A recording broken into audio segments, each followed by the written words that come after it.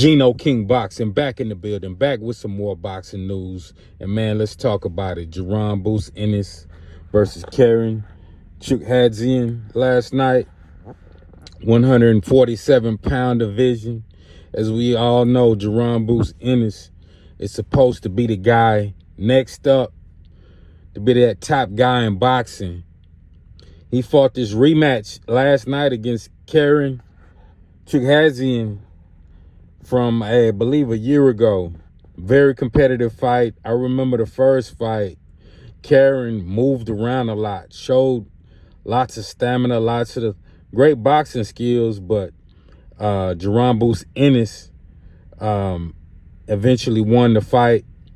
It was a close fight, but of course we all know Jaron won it, but it wasn't a decisive win. Like, it wasn't just, Jaron just didn't take over the first fight.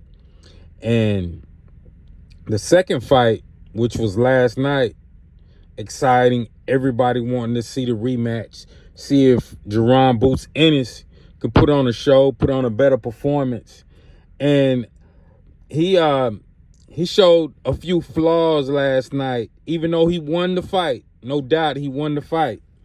But we seen flaws in Jaron Boost Ennis last night.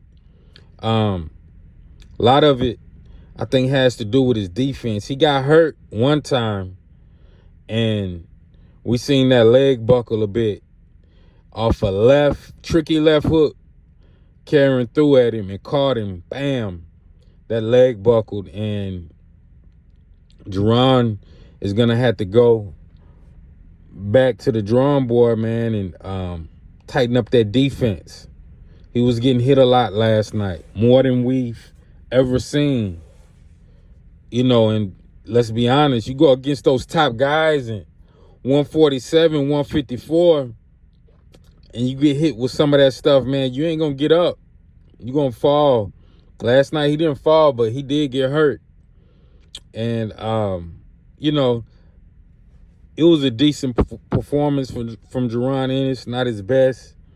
But like I said, he has a few things he got to work on. One of the main things Jaron has to work on, with a lot of people seeing, he's not as dominant when the fighter is putting pressure on him. When he's getting pressured, he's not as dominant as he is when he's boxing a guy up and down and he's walking him down. And Jaron, I think he's going to have to, when he gets going against those top guys in the 154-pound division, he's going to have to fix that ASAP, man. Or, you know, it's going to be night-night. You know, inside fighting, he didn't do well. Inside fighting, I didn't think so last night. You know, he just didn't do enough last night to make us think that some way, somehow, he can beat a guy like Terrence Bud Crawford. But I've been saying this, though, like, you know, we all know Jaron Ennis is a good fighter. Like I say all the time, it's a difference between being good and great. He's good, not great yet. You know, and here, past few months, past year, Jaron Ennis and his team have been calling out Bud Crawford. You know, and it's like, come on, are you serious? After watching last night, we know Jaron Ennis is not ready to fight a guy like Bud Crawford. I said that a year ago, but, you know, people want to see Crawford knocked off so bad that they're willing to hype up the next guy in line and advertise like, hey, this is the guy that's going to beat Bud Crawford. And I just don't see it. I mean, they got Jaron Boost Ennis. He could possibly be moving up to 154 pounds to fight Virgil Ortiz next. That's what the talks are people are talking about. And Virgil Ortiz, no cakewalk. Virgil Ortiz, tough, gritty, great inside fighter. And if he gets on the inside against Jaron Ennis, and Jaron is fighting like how he did last night, You know, you can see him getting dropped. Definitely see Jaron Boots Ennis getting dropped. You know, so you know, I don't want to hear no more talk about, hey, this guy is ready for Bud Crawford. Not yet. He's not there yet. I think he's probably another year and a half. We need to see more out of Jaron Boots Ennis against a top tier guy and see if his level of competitiveness goes up. Because he said the level of competition he fights, you know, sometimes he doesn't get all the way up for it, which that's no excuse. That's a problem within itself. You know, you should get up for every opponent. You know, that sounds like a lack of motivation to me. So, you know, let's see you in there against Virgil Ortiz, another top guy in that division at 154. 154, those guys hit a lot harder, a lot stronger than the 147-pound division. And let's see what you could do up there. Like I said, you got top guys, Jamel Charlo up there. We got the Bakram Murtazalev, the guy that just fought here a few weeks ago and dominated Timzu. Sebastian Fendori. You got some competition in the 154-pound division, and he better get that right, you know, before he steps in the ring with some of those top guys.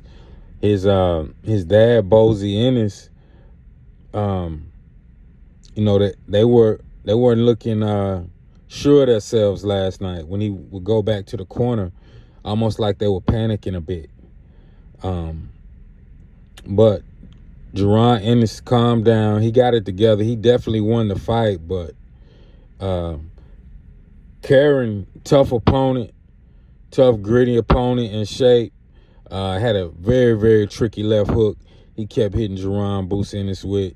And, you know, a lot of people have been bringing up the name of Ryan Garcia for Jaron Ennis to fight because Karen was hitting Jaron Ennis with that tricky left hook.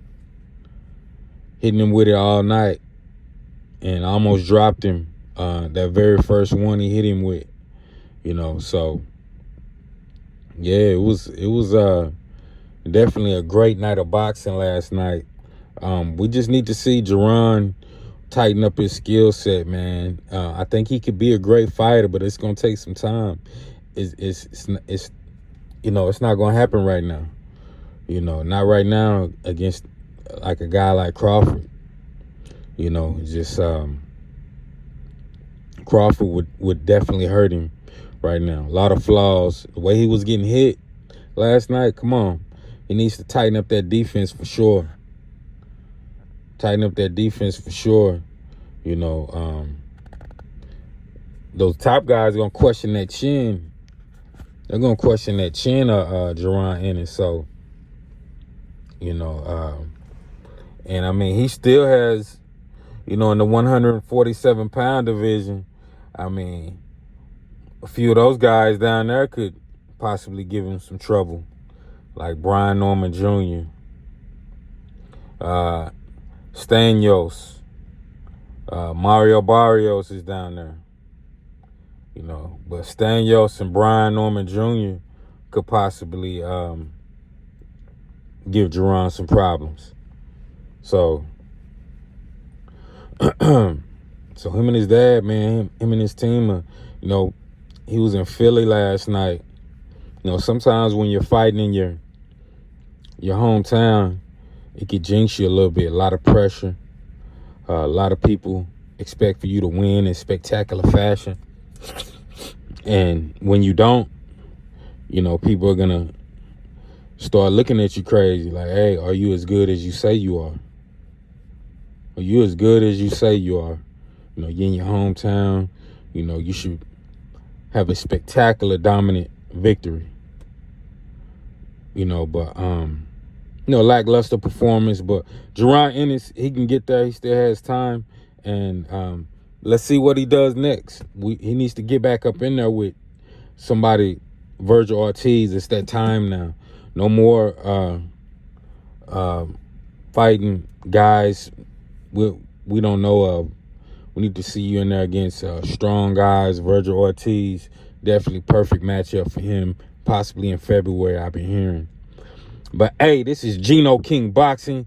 Y'all let me know what y'all think about Jaron Ennis, who he should fight next, his performance last night. Y'all press that subscribe button, press that like button, and I'm out.